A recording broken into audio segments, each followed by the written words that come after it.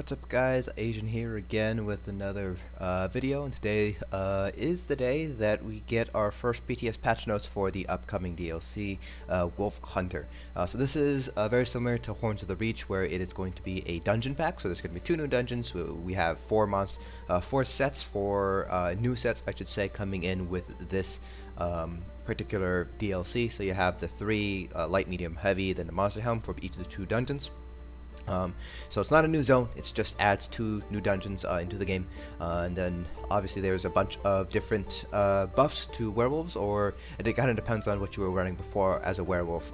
I don't personally run werewolves at all in PvP, obviously you don't run them in PvE, so I can't really make too many comments on the changes that they made to werewolves and how they're going to affect werewolves in PvP, but I can kind of make a couple of estimated guesses. But again, I'm not a PvP expert, so you might want to, go to Feng Rush or somebody else who has more expertise in PvP if you're interested in the PvP changes that were made in this patch.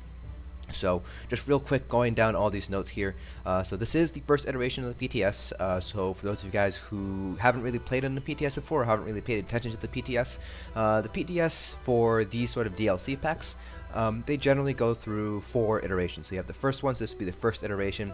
The second iteration is normally just bug fixes that you found in the first iteration.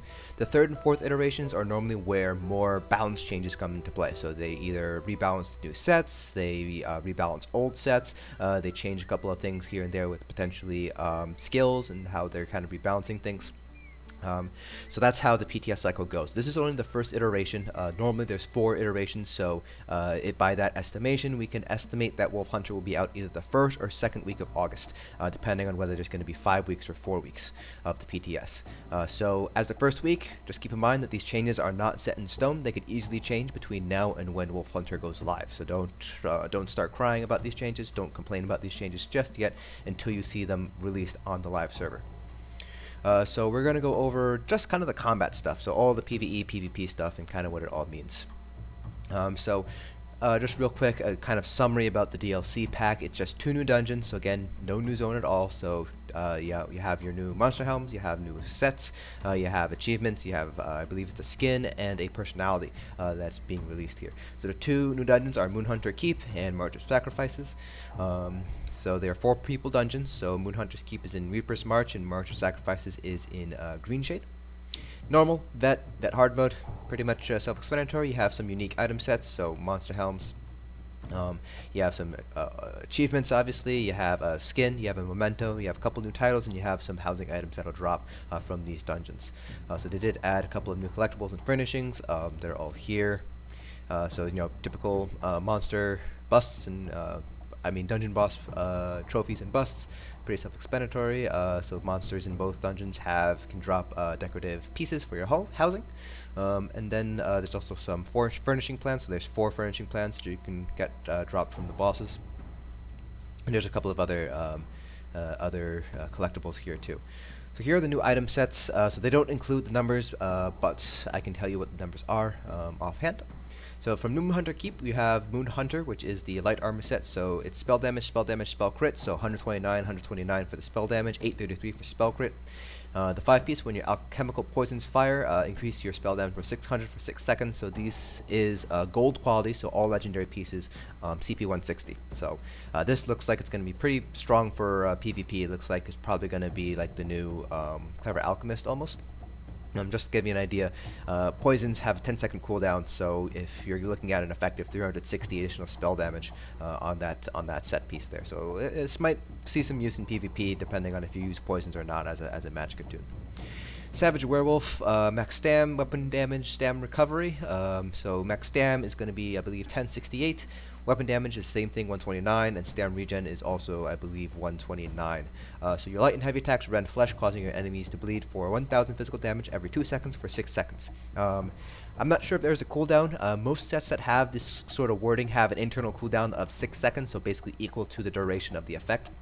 But I can see this set really being very strong for werewolves in PvP. So kind of werewolves kind of focus in on very, very high weapon damage and applying bleeds. So those are just stacking additional bleed on werewolves. So I can see werewolves basically stacking a lot of bleed damage now in things like BGs and Cyrodiil. Jailer's Tenacity is the heavy set. Healing taken, max health healing taken. Healing taken is 2% additional healing taken. Max health is, I believe, just over 1100 max health. So you have 4% healing taken and plus around 1100 max health.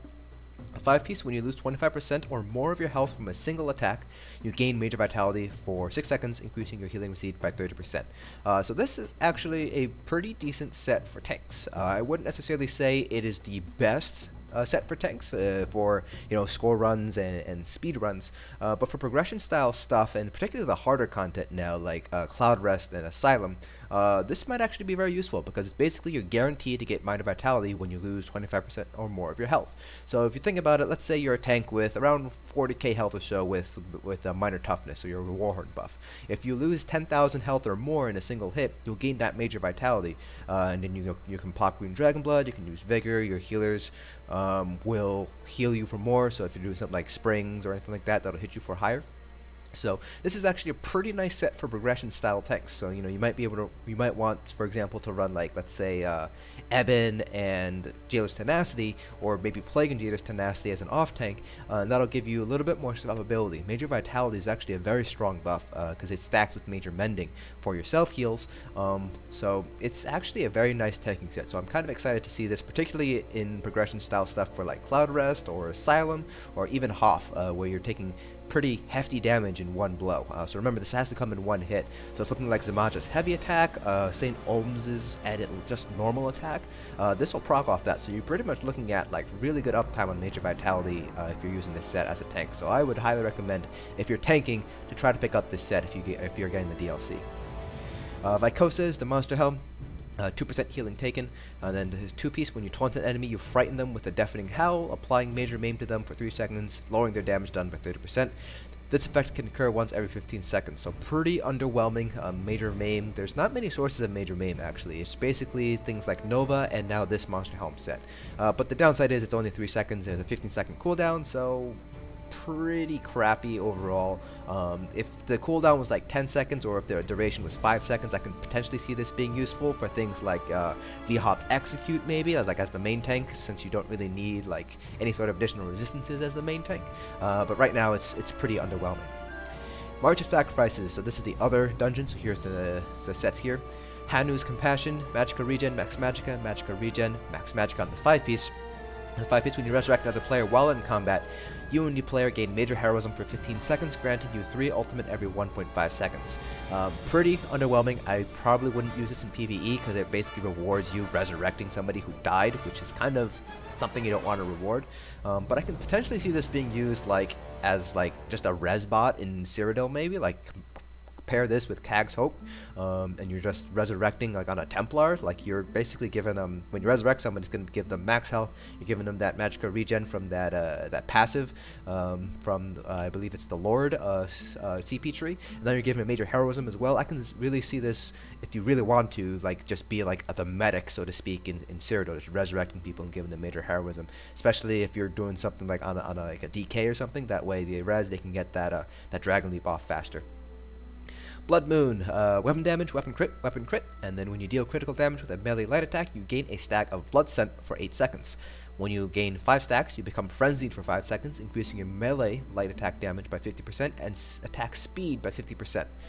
This effect can occur every 18 seconds. So a lot of people were kind of questioning what attack speed meant. So this is actually a throwback back way when ESO first launched back in 2014, 2015, where there was a weapon trait called Weighted. Weighted actually did the exact same thing. It sped up your light attack speed. So there's kind of a cooldown between when you can light attack, so you can light attack every about 1 second. This basically reduces that cooldown to about half a second. So basically it lets you light weave a lot faster. It doesn't make your abilities any faster, however. The ability cooldown is still stationary. So that's basically what it meant by attack speed. So if you're just spamming light attacks and you get this proc off, you basically do about twice as many heavy attacks, or no, 50% more light attacks in the same amount of span of time. So instead of 5 light attacks, you'd be able to do 7 or 8 light attacks. But overall, this is a pretty interesting set. We haven't really seen attack speed increases ever since they got rid of Weighted as a weapon trait. So it'll be interesting to see. I don't see this being used very often because trying to weave with such a small cooldown is going to be very difficult to learn, and especially when it's every 18 seconds, it's going to be a little bit tricky to kind of play out there. So I don't see this really seeing any use even in PvP or PvE. Haven of Ursus is a heavy set, max health, healing taken, max health. When you take damage while you are under 50% health, summon Ursus' spirit for 6 seconds. You or an ally can activate a synergy on Ursus to grant you a shield that protects you and the activator from 13,954 damage for 6 seconds, just affecting her once every 12 seconds. So from the sound of it, I haven't tested this out yet on the PTS, but it sounds like it basically summons a spirit, and you can synergize with the spirit, so probably something very similar to the Storm Atronach or something like that. I'm not sure if the spirit just kind of stands there or if he does some sort of attack or something, but it basically gives you an additional synergy, and it can protect you. I'm assuming when it says protect you from X amount of damage, it's just a damage shield. So it's pretty underwhelming. 14,000 damage shield every 6 seconds with a 50% uptime. That's pretty low. I am not completely convinced about this set here. Balorg is the monster helm from this dungeon, March of Sacrifices. The one piece is weapon damage and spell damage, and the two piece, when you use an ultimate ability, you gain weapon and spell damage for 10 seconds, equal to twice the amount of total ultimate consumed. Now, I tested this out in the PTS, and it seems kind of buggy, so I tried it out with InCap, because it's a pretty cheap ultimate. So with 70 ultimate, I gained 161 weapon damage, so pretty much what you would expect. With about 200 ultimate, I gained the exact same 161, but when I had 500 ultimate, I gained, for some reason, 600 weapon damage. So something's buggy with this monster helm set. I also tested it out on the PvE rotation. It didn't do any better than Celine's or Veladreth's. So in terms of PvE, this monster helm probably isn't going to do you much good. However, this is really, really strong for bombers. If you use Eye of the Storm, that's 250 ultimate, so that's 500 spell damage. You pop your Storm, you go in for you have that 500 additional spell damage before buffs, by the way, before any sort of multipliers or anything like that, for 10 seconds. So this is a really strong monster helm set for bombers. So if you guys are into the Nightblade bombing, this is a set that you're going to want to pick up here. So from the base game, there's a new battleground map. They included keep restall stones. So basically this lets you it's basically like the Imperial Retreat stones in the sewers, except for specific keeps or outposts. You can get them for 20k AP or from Rewards of the Worthy. There are restrictions. You obviously can't like do it while the keep's under attack or like you're in combat or something. So that should be interesting to see. There's new outfit styles that you can pick up. So you already have 2 outfit styles from BGs that you can pick up from the end of the game rewards. So now they're just adding in more. So Pit Demons, Stormlords, Fire Drakes, outfit styles. So these are outfits, not motifs. So you're not going to be able to craft them. You just are able to use them at the outfit station. There's a new PvP collectible gladiator costume. So you need to collect 50 gladiator proofs, which are the conquest dailies from Cyrodiil. And you purchase the exaltation from a war researcher for 10k AP, and then you get the rune box. So you can resell this on a guild trader once you get the rune box. So the respec system is being updated. So instead of having to respec everything, you can now respec one skill at a time. So which is pretty freaking awesome. This is what we've all been asking for.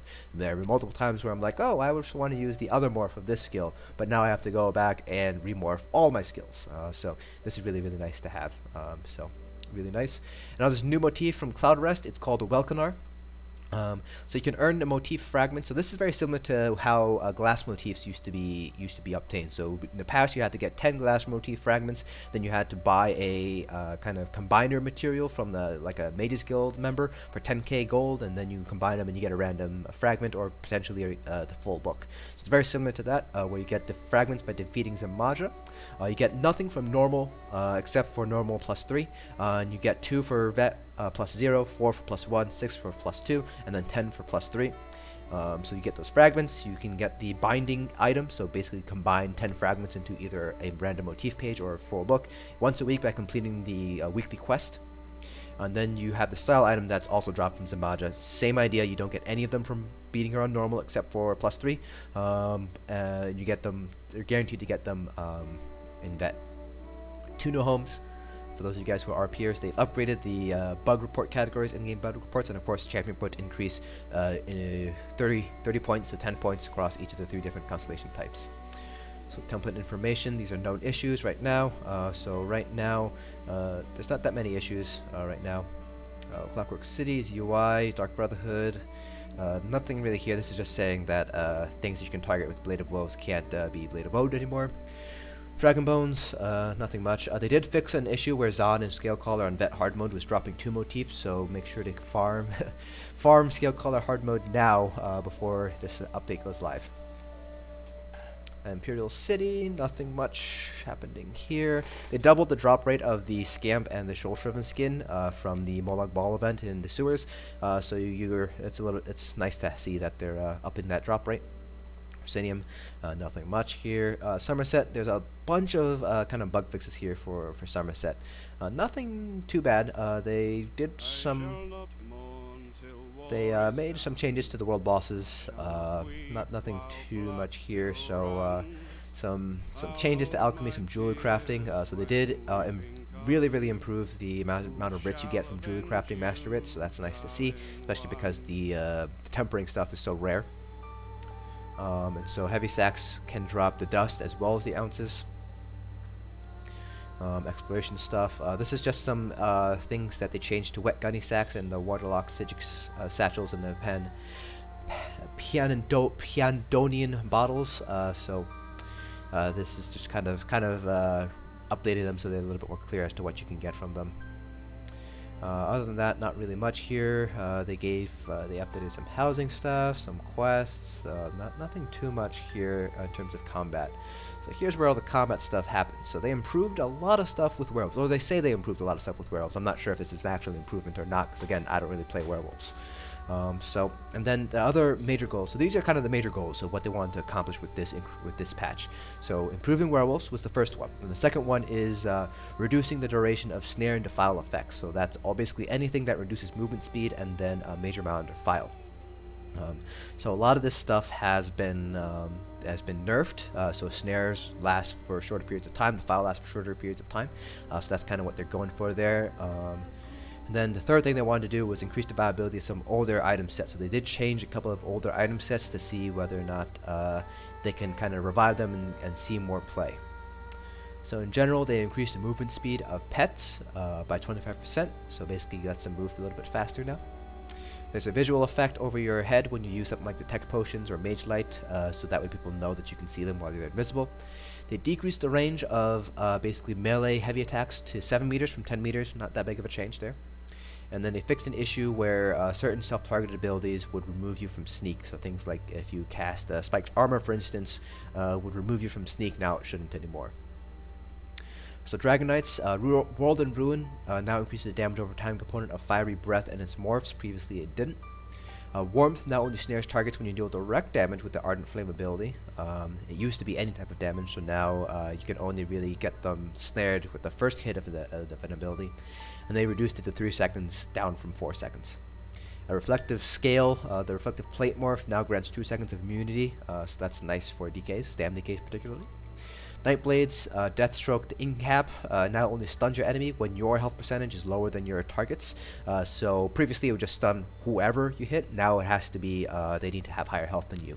So that's a really big nerf to Incap, but it's also a very good nerf because people who are still good with Nightblades are still going to be able to use it very effectively. But those are people who just kind of just used it indiscriminately, or they're going to have to start to play a little bit more wiser now. Grim Focus, Merciless Resolve, they removed the snare. Aspect of Terror, they reduced the duration of the snare to 2 seconds, down from 4. Dark Cloak, you can now cast it and remain in sneak. Cripple, reduced the duration of the snare and Major Expedition buff to 4 seconds, down from 8 seconds. Sorcerer, Rune Cage, the damage was decreased by 20%. Mage's Fury, they fixed an issue. Overload, they fixed an issue. Templars, Radiant Destruction increased the maximum bonus execute damage to 400% from 330%. So this is a buff to J-Beam, so it does do more damage now. Solar Flare, Dark Flare reduced the duration of Major Defile to 4 seconds, down from 6. Solar Barrage removed the cast time from this ability and decreased the damage done by approximately 40%. So this is a nerf to Magpar DPS. This is a pretty big nerf. The cast time wasn't that big of an issue. Sure, it made the rotation clunky, but it was okay. You could manage it. But the damage reduction, I think, is pretty steep for the change. So it's a big nerf to Magpar DPS, even though they did buff J-Beam. Sunfire decreased the duration of the snare to 3 seconds from 5 or 9 seconds. Healing Ritual, they fixed an issue with dodging secondary heal.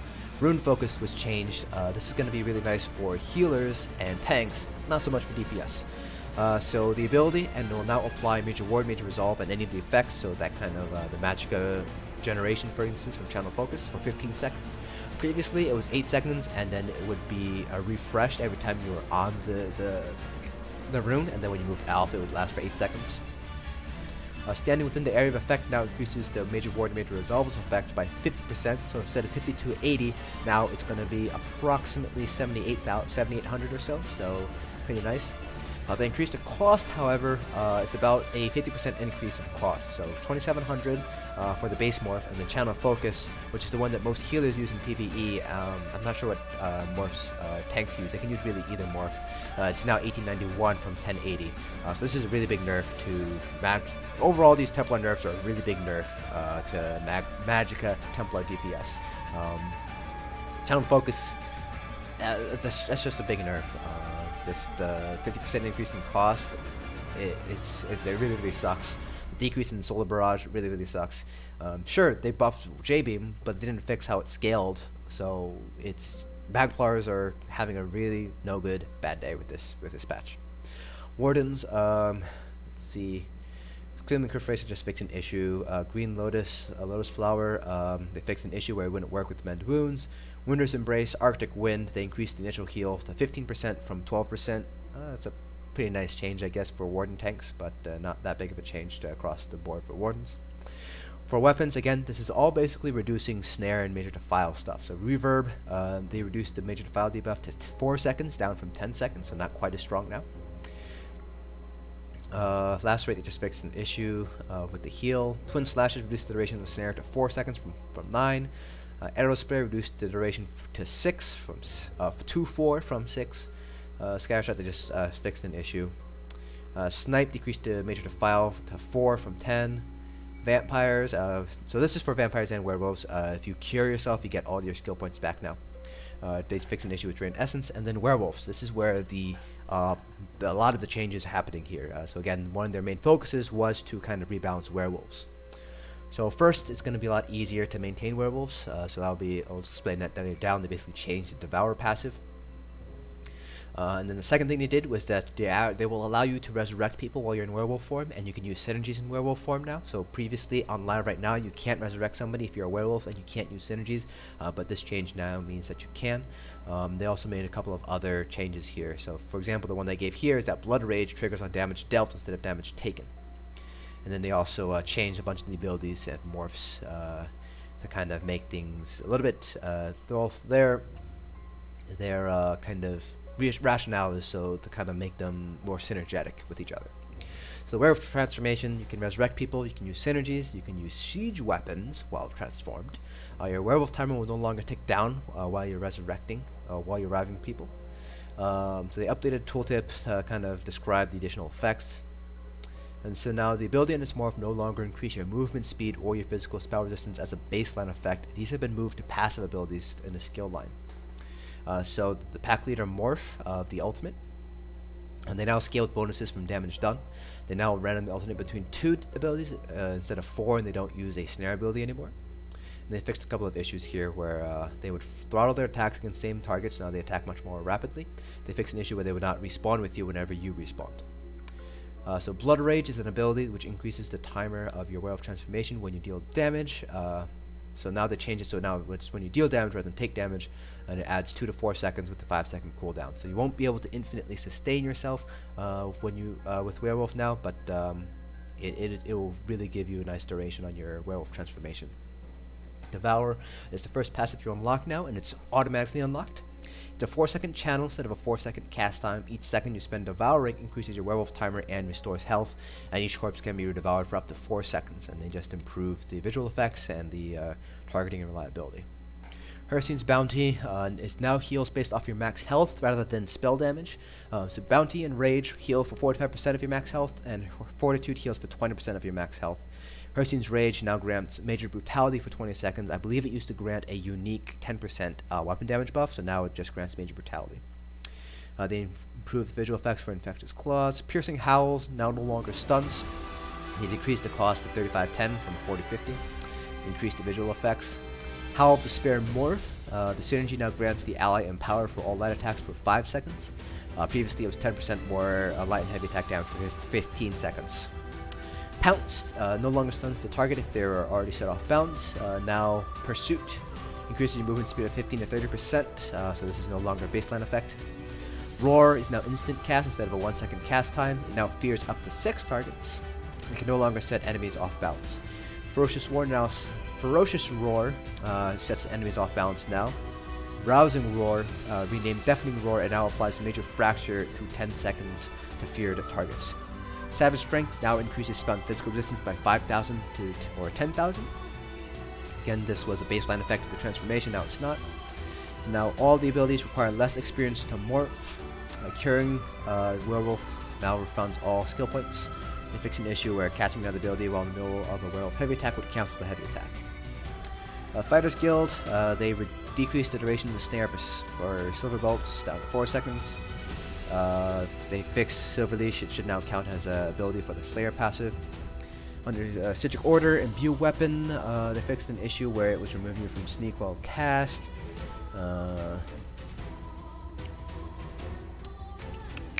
Mend Wounds, so now, with Mend Wounds right now, you can activate it on one bar, swap to your back bar, and which doesn't have it activated, you can still keep the effect. Now, you're not going to be able to do that, so you need to have it double slotted if you want to use Mend Wounds. Pretty sad. Undaunted, Shadow Self, they basically fixed an issue here. The Atronac, they fixed an issue with the Tactician passive under the Atronac. They fixed an issue with Unchained and the Lady. Now here come the item set changes so that they've made here. So Crest of Cyrodiil has been redesigned. So now it's whenever you block, you heal for 8,000 health every 5 seconds. So that's really nice. This is a really nice set actually for beginner tanks. So it helps you basically heal you as things like Ohms and things like that, or Cloud Arrest where you're blocking a lot. This will help out your health sustain, kind of take some heat off of your healers. The downside is that stamina regen is basically a wasted set effect, so you're kind of giving up a set effect to use this. But I can see this being very useful for progression style builds. To fix an issue with Defending Warrior, Dama House updated the visual. Durox reduced the duration of Major Defile to 4 seconds. It looks like they're basically reducing Major Defile debuff to 4 seconds across the board here. Elfbane will now work with Hrothgar. Raven's Garden, they updated the visual effect. Hatchling Shell, so they basically swapped healing taken for max health, and then instead of gaining a damage shield that absorbed 5,000 damage every 15 seconds, you gain a damage shield equal to 20% of your max health. So a little bit of a buff. So like let's say you have like 35,000 health, now you get a 7,000 shield for 15 seconds every 15 seconds. So that's it's a little bit of a buff for tanks, but overall this is still not a set that I would use necessarily. They fixed an issue with Hyde and Morehouse where it could crit. Yorvold's Guidance, you will get the major expedition buff from Hasty Prayer. Light of Cyrodiil, they changed the 5-piece, so you keep the damage reduction while you're casting or channeling, but if you're interrupted, then your next magic ability will cost no magicka. Robes of the Hist, so they changed the 5-piece effect. So while you're affected by disabling effect, immobilization, or snare, you heal for 2,500 health every 1 second. So that's basically a buff from the initial heal, so it's 2,000 initially from a disabling effect. They added immobilizations and snares. They took out the reduction of disabling effects. They basically just added in immobilizations and snares and gave you a little bit stronger heal. Slows got nerfed, but it's a pretty small nerf overall. They removed the first tick of the slowed proc. So it ends up being an approximately 15% decrease in damage. They fixed where it would remove invisibility, so it will not remove invisibility anymore. And then they fixed where it could proc itself. But you can still stack it, so yeah, it's a nerf, but it's not exactly a strong enough nerf, I think. Swamp Raider, now it adds a flat 400 weapon damage to your poison and disease damage instead of whenever you deal damage with a magicka ability. Tremor Scale, they reduced the snare to 3 seconds. Ward of Cyrodiil, they took out the mounted speed bonus, which is kind of silly in my opinion, but whatever. When you deal melee damage, you apply Major Defile to the enemy for 4 seconds, reducing their healing received and health recovery by 30%. This effect can occur once every 5 seconds. Yeah, whatever. Witchband, they fixed an issue where the resource return wasn't working. And then Zon, they decreased the range to 8 meters down from 10 meters. Not going to be a big change for PvE, but for PvP, you'll have additional 2 meters now there, of wiggle room now. And now this is a big for stamina DPS in PvE. The infused bug has now been fixed. So they fixed an issue where the cooldown reduction from infused was applying to both of your enchants while dual wielding. So the infused bug back online, it's on live right now. Basically, if you have an infused on your offhand, it affects the weapon enchant on your main hand too. So now they fixed that. So now infused offhand might not be the meta. I did a couple of tests, and it seems like instead of Nern infused, we're going to go with Nern precise instead. I still have to test it out a couple more parses just to kind of get a running average, so I'm certain of my findings. But it seems like it's about a 1.5k loss in DPS. If you're sticking with Nern infused, but if you go with Nern precise, you're back up to about where you were before. So that's probably what we're going to be seeing as the dual wield meta for PvE. So base game stuff, so they changed a couple things with PvP stuff. So now when you're grouped, you will all independently enter Cyrodiil based on your own queue timer, so you won't be entering as a group. Delve bosses will now spawn like any other delves, so now getting that achievement is going to be a lot easier. They updated the alchemy satchel, so you'll be able to get the new alchemy ingredients from Somerset. You can't cast Undo again to starter locations anymore in BGs. Alright, so keeps now have 2 levels per resource material instead of 5. So they're changing how resources and keeps work. So resources now have 1 level for defensive upgrades and 1 level for production upgrades. Resources go from 0 to 1 in about 10 minutes. A keep will now gain its level slower from a level 0 resource, but much faster from a level 1 resource. Prior upgrades, which were spread across 5 levels, have now been compressed into 2 levels for keeps and 1 level for resources, but the overall strength remains. Keeps 1 again have degrade turned back on, however the degrade rate is much faster. Keep can lose a resource level in about 5 minutes instead of an hour. Drakelo, Dragonclaw, and Brindle now offer a 8% AP bonus per keep held. So now there's actually a reason to hold the 3 kind of outer keeps, besides just reporting around. Keep bonuses now give increases to AP, XP, gold, spell crit, and weapon crit for every level of ownership instead of every other bonus. So every single keep now you get an additional bonus instead of every 2 keeps. So now this is a big thing. The Siege people. Siege is now more effective against players in CP enabled campaigns. So the developer comment here is that Siege damage over the years have tailed off in terms of raw output when comparing CP to non-CP. So CP, non-CP Siege dealt damage more closely resembling the original design and intent. So they're basically changing it so CP is now going to be pretty similar to non-CP. So Siege is going to be pretty dangerous in Cyrodiil and CP campaigns now. They changed a couple of animation effects, some combat stuff. So you won't be able to move. So Mentos to prevent you from moving now prevent you from mounting. Let's see. There's some changes here to monster abilities, but not too much here. Some crafting changes, and I think that's pretty much it for combat stuff.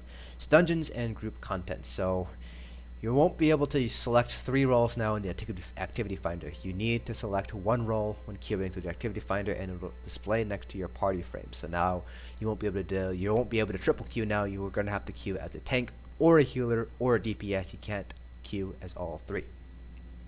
Made some changes to some dungeons here. So nothing too serious here. It's mostly some bug fixes and things like that.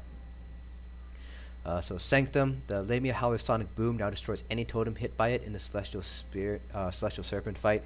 Most groups just brought the Lamias out of group, so that this doesn't really affect the fight at all. So the totems, they just renamed it to Empower, Rest, and Cursed. So Empowered was the buff. They basically buffed the Serpent. Rest was the ones that pulled you away. Basically, they pulled you away from the Serpent. And then Cursed was the one that gave you magical detonation. And everything else here is just non-combat related stuff, UI, exploration, quests, things like that. So overall, this patch can basically be summarized in a couple of ways. Basically, Nightblades are still probably going to be the top of the class. Stamina got a slight nerf, but overall it's just going to be a change in weapon traits, and you're still going to be much higher than magic DPS. Werewolves got a nice change. Magplar DPS got shit on from the changes that they made. Again, this is only the first week of the PTS, so there are going to be changes that come up second, third, and fourth weeks, and then again from the fourth week up to live. So none of these things are necessarily going to stick. So make sure to play around the PTS and give feedback to ZOS. Hopefully they'll listen to us. Hopefully they'll listen to our feedback and make some changes that we don't necessarily like or don't think really make much sense. So that's it for this video. Again, if you guys have any questions or comments about these patch notes or what they might mean down the line, feel free to leave them down in the comment section below. That's it for this video. Hope you guys found it informative, and I'll see you guys in the next dungeon.